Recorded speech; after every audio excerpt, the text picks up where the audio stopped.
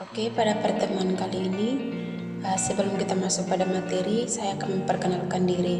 Perkenalkan, nama lengkap saya Murniati Ina, biasa dipanggil Murni. Saya mahasiswa dari kampus STQ Pula, Prodi Fisika semester 4. Nah, pada pertemuan kali ini, kita akan belajar bersama-sama tentang viskositas, di mana viskositas adalah ukuran kekentalan fluida yang menyatakan besar kecilnya gesekan di dalam fluida. Semakin besar viskositas fluida, maka semakin sulit suatu fluida untuk mengalir dan juga menunjukkan semakin sulit suatu benda bergerak dalam fluida tersebut.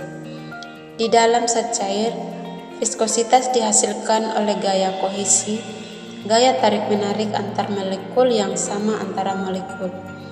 Zat cair dalam gas viskositas timbul sebagai akibat tumbukan antara molekul gas.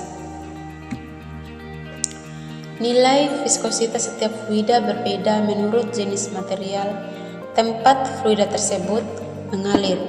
Tingkat kekentalan suatu fluida juga dipengaruhi oleh suhu zat cair, semakin kental zat cair tersebut. Faktor-faktor yang mempengaruhi viskositas yang pertama, fluida yang digunakan, luas penampangnya, objek yang digunakan, dan temperatur sedikit mempengaruhi kekentalan dari fluida. Kita masuk pada koefisien viskositas. Satuan sistem internasional untuk koefisien viskositas adalah Newton sekon per meter kuadrat atau Pascal sekon. Benda yang bergerak dalam fluida kental mengalami gaya gesek yang besarnya dinyatakan dengan persamaan berikut. Adik-adik bisa lihat persamaannya untuk dinyatakan untuk fluida yang mengalami gaya gesek dan dinyatakan dengan persamaan di bawah ini. Adik-adik bisa lihat persamaan tersebut. Koefisien viskositas fluida dihitung dengan persamaan.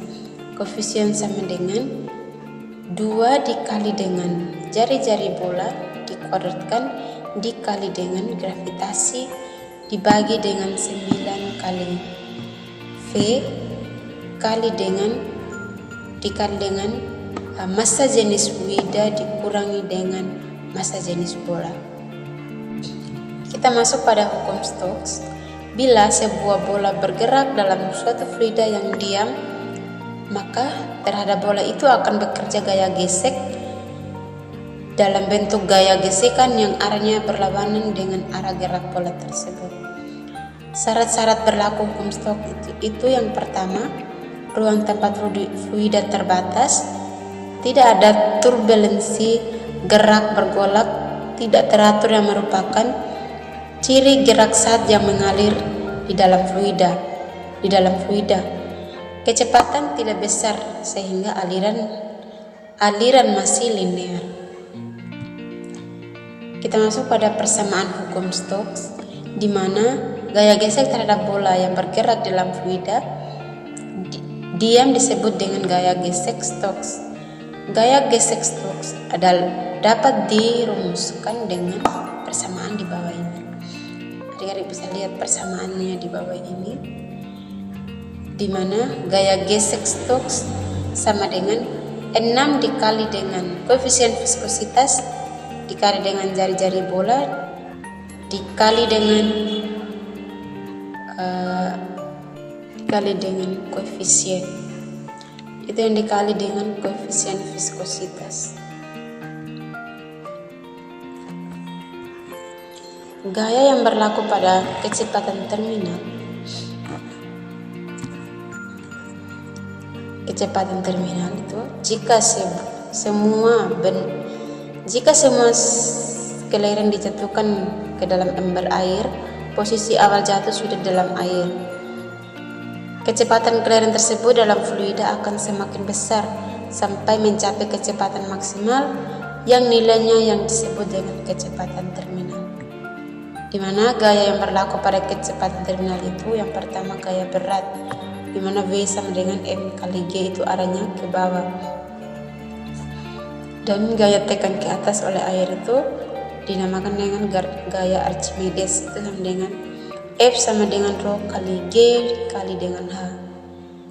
Dan yang ketiga itu gaya berat bola berarah vertikal ke bawah, dan gaya Archimedes berarah vertikal ke atas, dan gaya Stokesnya itu berarah vertikal ke atas. Adik-adik bisa lihat gambarnya di samping ini.